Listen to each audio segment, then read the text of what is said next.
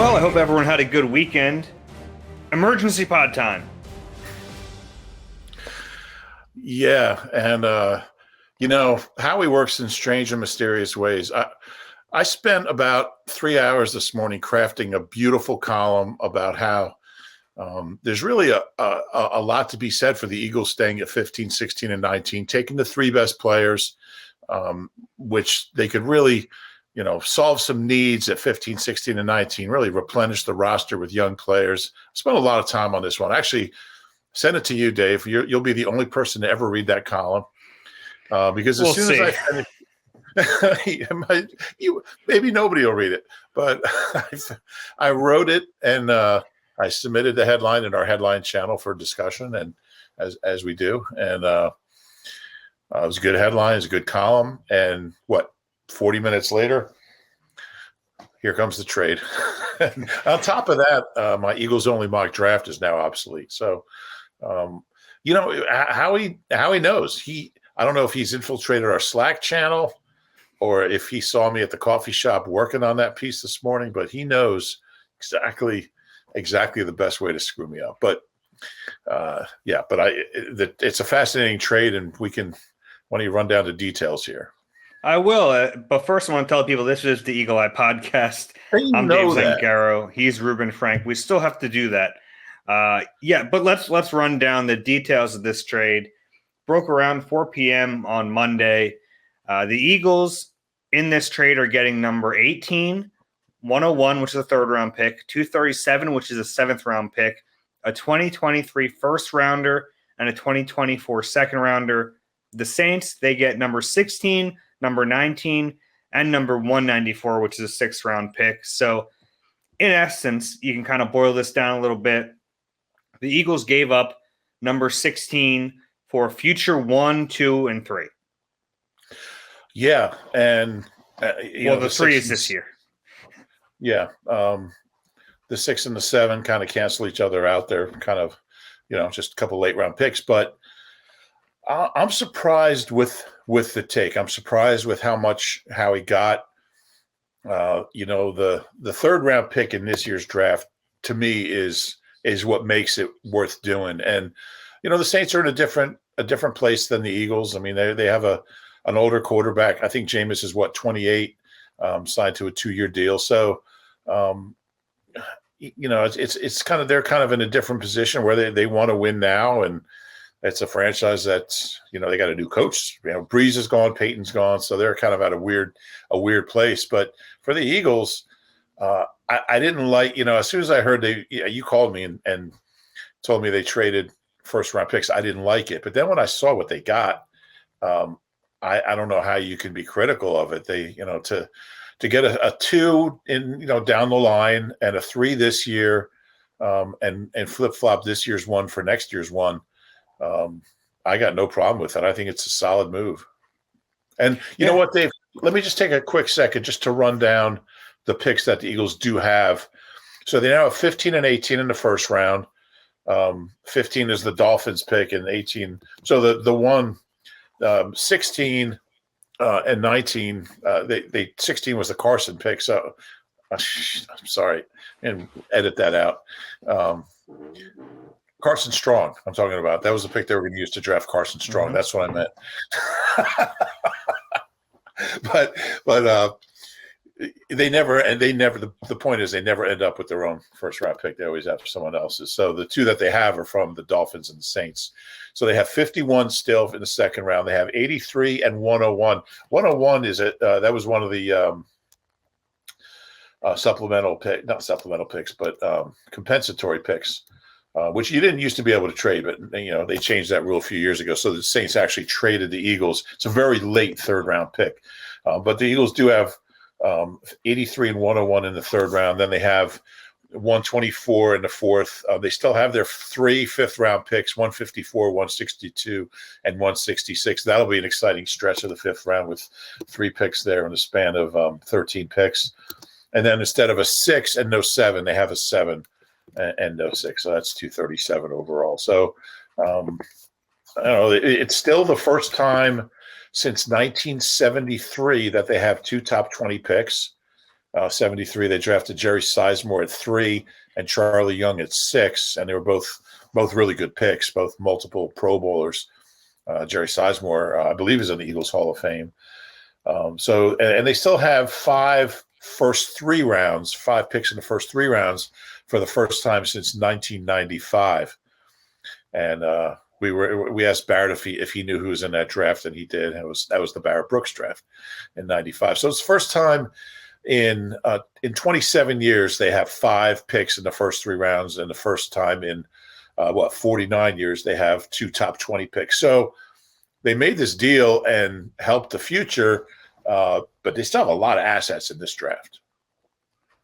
Yeah, no, they definitely do. And as far as the Saints go, I don't think they're done. I mean, this kind of, I agree. I look at the Eagles and why they wanted the future flexibility. This gives the Saints flexibility this year.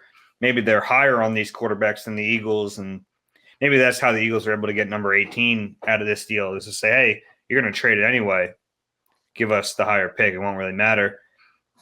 For the Eagles, I mean, it's pretty clear why they did this. They still have 2 first-rounders this year, and now they have 2 first-rounders next year. And to me, it's pretty evident that this takes them out of a quarterback this year, because I think they need to trade up to get one. And now, I guess they theoretically could still do that, but why would you give up a pick this year if you had that ammo to move up? Right.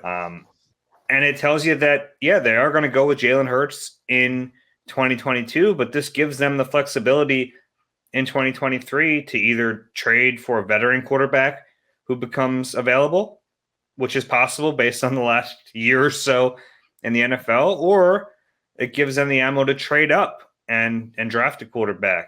I mean, heck, if Jalen Hurts works out and he has a great year, fine, great, even better. Then you have 2 first-rounders to really build around him next year. But it's all about flexibility, right? And I don't think anyone's surprised they made this trade. Perhaps you're surprised it happened now and not on draft night, when a team might become desperate for a quarterback and want to trade up. But when you step back and think about it, like, we've talked about the top 2 quarterbacks in this draft, Kenny Pickett and Malik Willis. In all likelihood, they're going to go in the top 10. So would another team be willing to trade up into a teen pick to draft Matt Corral or Sam Howell? I mean, maybe, but maybe not. So if this is what the Saints are going to do and they're going to package picks and move up, it makes sense for the Eagles to do it now. And the value here, I don't know how he pulled off the value that he got. Yeah, I agree. I mean, they essentially added a couple.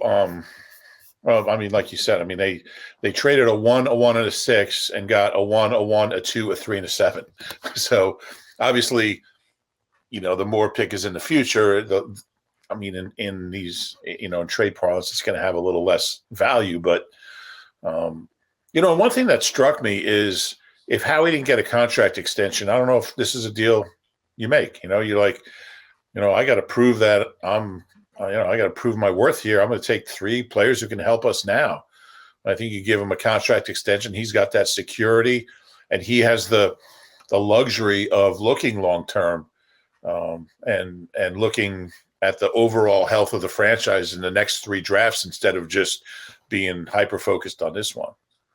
That's a good point. And we knew he was pretty stable even before that extension, but that extension kind of nailed that home. And you're right. A GM who's fighting for his job doesn't make this trade, because it's a long view type of deal. It's what Howie's really good at, accumulating assets. Now, none of this matters if they can't draft well, right? I mean, ultimately it doesn't, unless they trade future picks for a veteran, But in the short term, you look at it and the value they got, it's hard to really argue against it unless you're in love with this particular draft class, which I don't know if people really are. I mean, I think you could have sat there at 15, 16, and 19 and gotten 3 good players, but you have another 3rd rounder now. You have that 2nd rounder in the future, and you have the flexibility that the 1st rounder gives you next year. To me, this is a no-brainer. And ultimately, I see why the Saints are doing it, if they're going to use these picks to trade up and get their quarterback. I get all that. You have to sometimes make bold decisions. We saw the Eagles do it back in 2016 when they traded up for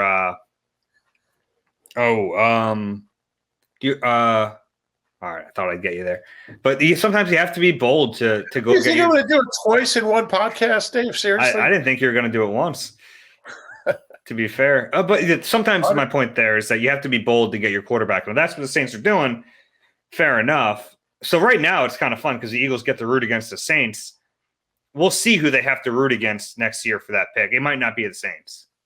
Yeah, I'm sure we'll have our tracker up again. You follow along. But if it is the Saints, I think that would be a pretty good pick because I don't think they're going to be, if you're talking about the Sean Payton, Drew Brees Saints, they win 11, 12 games every year. But I looked at, the Vegas over under is 7.5, which if that's where they are, if it's their pick, we'll see what happens. But the fact that it's this early makes me think there's more, like you said, there's more to come. But if it is their pick, I think that, that'll be a pretty good pick. I think it might be a pick. Top 10, 12 pick if they're in that 7 or 8 win range. Yeah. Why would the Eagles do it now? The Saints could have had different offers that they were sorting through. And, the message to Howie was, either we do this now or we don't do it. I would think, because the longer you wait, obviously the more leverage you have. But if this was the only chance to do it, you pull the trigger and you make it happen. Yeah, the Eagles are in a unique position, though, and I'm sure that's why the Saints went to them. First off, because their pick was near them anyway, and the Eagles had 3 in that same range. And look, none of us believe the Eagles are going to sit there and take 3 players at those spots. I don't think. What did we say the chances of that were? I think we talked about that. 7%. Yeah, there was no way they were going to do that. So I thought it might come on draft day, but this makes sense too. And the Saints could kind of dictate that if they have other moves to make, then that checks out. If this is like a 2-prong move for them, exactly like the Eagles did in 2016, they moved up a little bit and then they moved up again to get the players. So maybe that's what the Saints are doing. In any case, the Eagles don't really have to care too much other than where that pick might end up. But the thing is, if the Saints are trading up with a higher pick, theoretically that team stinks. Or that team isn't as good because they're drafting higher anyway. So there's still a good chance that 2023 first rounder will still be really valuable. Right. It could be even better than the Saints pick. Depending where it goes. Mm-hmm. That 3rd round pick, Dave, is I'm really surprised they got a 3rd round pick back this year. Again, the 2 is in 24. The 1 is next year. The 3 is this year. And it's not a super high 3. It's one of the last picks in the 3rd round. It's around the range the Eagles got Davion Taylor. It's around the range the Eagles got Davion Taylor. Yeah, just trying to give people an idea of kind of where that is in the 3rd round. Yeah, Eric Zomalt was also 103. Do you know what? Eric Zomalt is the answer to a pretty good Eagles trivia question. Who is the Eagles starting safety in 1996 who got benched for rookie Brian Dawkins? It was Eric Zomalt. Started the first 2 games of the season. I was just going to run down some of the 3rd round picks. The Eagles haven't gotten a lot of superstars in the 3rd round. They've done really well in the 2nd round. But they've got some solid starters, Milton Williams, Rasul Douglas, who is a wealthy guy. He was around that range. He was 99. He was 99. Very good. Isaac Sayamalu, Jordan Hicks, pretty good player. Nick Foles. And they've had some misses. Josh Huff, Curtis Marsh, Teo, Brian Smith. He never got in a game. Tony Hunt. These are before Howie. These are some bad 3rd round picks. Ryan Moats, Matt Ware, Billy McMullen. They were on a run of 3rd round picks in the early Andy Reid days. But Brian Westbrook was a 3. Trott was a 3. Deuce was a 3. That's going back a little bit. Fred Barnett was the 3. Bill Bradley, one of the great safeties in franchise history, he was a 3. Tommy McDonald was a 3. I'm sure if I didn't mention that, one of our colleagues would be pissed at me. But yeah, so I mean, 2s and 3s that's a valuable pick. So I never dreamed they would get this much back. No question. So now that you look at the Eagles' 2 first-round picks, number 15, number 18, does it change at all your outlook on what they might do with these picks now that there's 2 of them instead of 3? Yeah, and my whole philosophy in my my mock draft RIP was if you have 3 top 20 picks, you can pretty much break the rules and draft a wide receiver for a 3rd straight year in the first round, or draft a linebacker in the first round for the first time in 43 years. So to me, I think it's a lot more likely that they go receiver, defense, and not take a linebacker. I thought, and plus, I mean, look, Kaiser White's a 1-year deal. I don't think that'll really affect how they draft, but I think that takes a little urgency out of linebacker. And I think linebacker was a long shot anyway. So to me, it now comes down to corner, D-line, and wide receiver. 2 of those 3, most likely, because I think I got quarterback out of the loop. They're not going to draft a running back in the first round. They're not going to draft a quarterback. We've kind of established they're not going to take a tight end. So it could be an O-lineman, but I think D-line, wide receiver, cornerback. I think you can get 2 of those. And if they're the right guys, I mean, I still think they got to take an elite wide receiver if there's a guy there that they really like. But I kind of feel like they're going to go defense. Kind of feel like they're going to go defense. It wouldn't be a bad thing. I mean, they definitely need help. I need to mention safety, and that's a position that they've never drafted in the first round. And it's looking like that second round range where they're in, not to say they're definitely going to do it, but it's kind of lining up that there's going to be talent at that position in that range if they want to go safety and make a big move.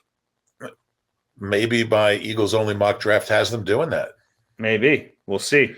And I mean, obviously they're not going to take, there's one safety, and any chance they had of getting him, they don't have anymore, because that would have been a big time trade up. He probably was out of their range anyway. I don't know that necessarily. But I mean, they're not now. I mean, they're not drafting Kyle Hamilton. Yeah, the value on safeties is always really weird.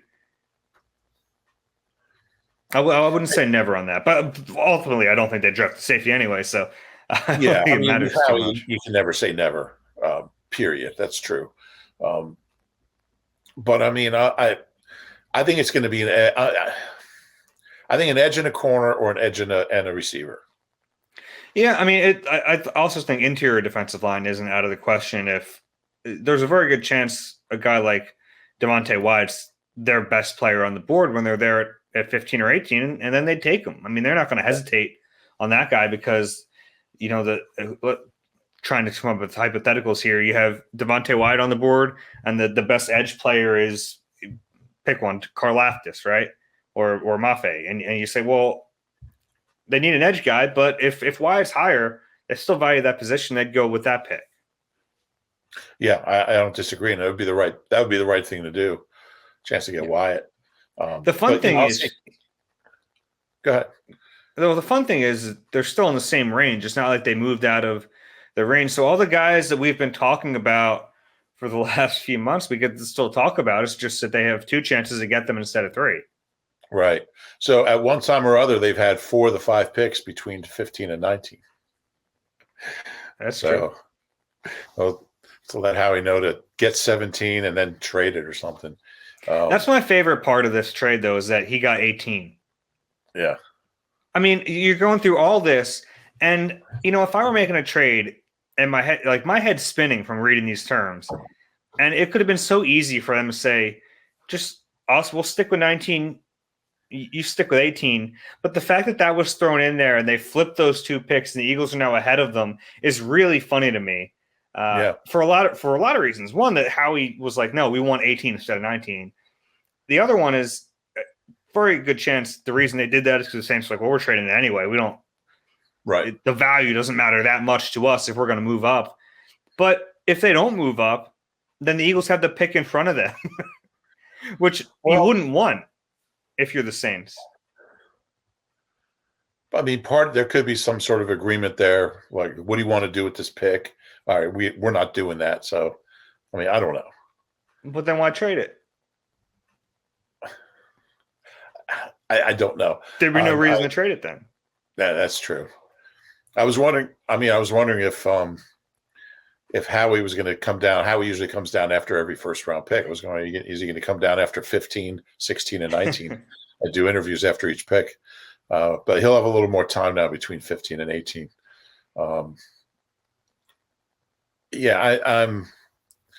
I'd be really surprised if the Saints stay where they are. The crazy thing is you can make this trade and still have more assets, in this draft than you've had in 25 years. I mean, that tells you where they were. One very minor side note of this is that there's a $2.5 million cap savings because you only have, a rookie wage cap figure for 2 top 20 picks instead of 3. And the higher the pick, the more the cap hits, and they go down a little bit for each pick. So they save $2.57 million. That's not insignificant. It's actual money. So that's the side. Now that obviously the extra third round is going to add a tiny, very small bit back to that, but it's an interesting little side note of that. Yeah, I saw a good theory. I think it was Daniel Jeremiah brought it up that the Saints were involved on the Watson talks. So he's wondering if there's some framework left over from that trade that the Texans could use to move out of 3 if they really like Davis Webb and they're not going to draft the quarterback and the Saints want to get up there and get a quarterback. If they could kind of use some of that framework for a trade, and instead of Watson, it would be a third round or the number 3 pick. That's interesting. That makes a lot of sense. I like that theory. I do too. I like Davis Mills. I think he might be okay. I think he might be pretty good. I was talking to somebody about him that there are a lot of injury concerns. This is way off topic, but there are a lot of injury concerns with him. And he was kind of buried in a pretty good quarterback class last year. If he was in this quarterback class, we might be talking about him like the top guy or one of the top guys. So it's just a lot of it's a perception thing. Yeah, there's no doubt about that. Daniel Jeremiah is also the guy that said there was 0 chance the Eagles were going to stay at 15, 16, and 19. So, look, he worked under Howie for 3 years. He was the Eagles West Coast scout from 2010 to 2012. So nobody knows. I don't want to say nobody knows better than Daniel Jeremiah what Howie's thinking, but he's got a real, he's really plugged into what this organization is thinking and doing. And when he says something, for the most part, he's not gonna be way off. Yeah, and in general, though, I think we all kind of got what was going to happen here. That Howie was going to make some moves, and this, I think we're in agreement here. It's really tough to. I tried to look at it like, well, they're not getting I tried to really play devil's advocate with myself to find negative in this deal, and the negative, I guess, is that theoretically they're going to have one less blue chip player on their team this year, and that's not nothing. I mean, they could have drafted 3 players. It could have helped them, and it does take. You mentioned linebacker. It takes anything that they would view as a luxury pick off the board, and the other one in my mind was Tyler Linderbaum. It would be kind of a luxury to take a center you didn't anticipate playing in year 1. So that was another one. Him and the linebacker to me were like luxury picks that you would only make if you had 3, right? So it takes those off the table. But I guess if you're the Eagles, you don't want to be in the business of making what you consider a luxury pick anyway. You have value on the way you draft, right or wrong, because that's the way you value it. So why would you give yourself a pass because you have 3 of them? No, that's fair. That's interesting conundrum there. I don't think it's totally out of the question they would take Linderbaum. I wouldn't say. I think that's in the realm. With Howie, any offensive lineman, it's possible. Any offensive lineman or defensive lineman is possible. It's just the way this team has drafted since Andy got here. Really, before Andy, I mean, the few Ray Rhodes drafts. I mean, those drafts were, Jermaine Mayberry and those guys. I mean, Trey Thomas. Those were all defensive line drafts, offensive line drafts. You go back 25 years, this team, like 70% of their first round picks have been linemen. And the last few years, they've, it's been really the first extended stretch where they haven't taken one. I'll be shocked if that doesn't end this year, one way or the other. But if you had to guess now, if they stay at, and who knows, there might be more to come, but if they stay at 15 and 18, you don't have to give me names, but positions. Where do you think they go? Edge receiver. Give me names if you want. Okay. Receiver, Jamison Williams. Edge. That's a tougher one because I don't know where they're going to fall. I think there's a chance Jermaine Johnson's there at 15. And he's who I have at 15 in my soon to be revised mock, with Olave at 16. I know he's getting top 10 buzz, but we've said it, like, if the quarterbacks start going early, it's going to push players down. Trayvon Walker's clearly ahead of him now. There's a chance some of those defensive tackles, there could be a run on receivers. All that's very possible. As long as Sauce Gardner still goes that high, as long as Stingley doesn't start to drop too much, there's all of a sudden there's like a lot of players there. It's not crazy to think that Johnson slips to 15. I really like him. You saw him at the Senior Bowl. I mean, he was a guy I mocked him to the Eagles at 19 before the Senior Bowl, and when I did that, I thought this is a little bit of a stretch, him being that high. Then after Senior Bowl week, I was like, well, I'm glad I put him there now because I don't know if that's going to make sense in a couple weeks. He's a good player.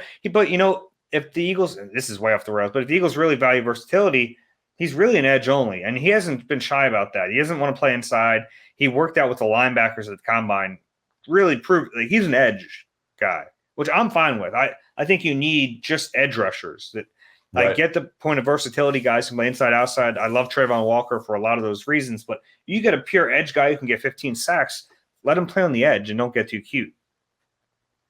Eagles have drafted 6 edge rushers since sacks became an official stat in 82 in the first round. None of them has ever had 10 sacks in a season. I mean, that's hard really to hard to do. I mean, I guess BG came the closest. I mean, some of these guys, Marcus Smith, Jerome McDougal, John Harris, they had a combined career total of like 4.5. Mike Mamula had the most out of that group of first round edge rushers, 31.5. But I'm gonna go Jermaine Johnson, and I have Olave at 16. I think 18. I don't know if he'll still be there. Probably not. But I don't really feel like rewriting my mock draft, so I'm gonna keep him there. I don't think it's a stretch to think he would make it 2 more picks. Yeah, I'll be holding my breath. All right, let's wrap this up. You got anything else? No. I think I know a lot of people are down on the trade. I really like it. Really? Yeah. I can see the appeal of, look, 15, 16, and 19. I can see it's a once in a lifetime. Thank God my piece on teams with 3 top 20 picks actually ran already, so I didn't have to waste all that research. I got that one in before how he could sabotage my career. There's something to be said for that. But I think when you look at the long-term picture, the long view, like you said, the overall health of the franchise over the next few years, they're in better shape now than they were before this. I agree with that. All right. If you enjoy the Eagle Eye podcast, please do us a favor, rate and subscribe wherever you get your pods. If you're watching on YouTube, please click the like button and subscribe there as well. That's it. This has been an emergency Eagle Eye podcast. For Rube, I'm Dave. We'll talk to you soon.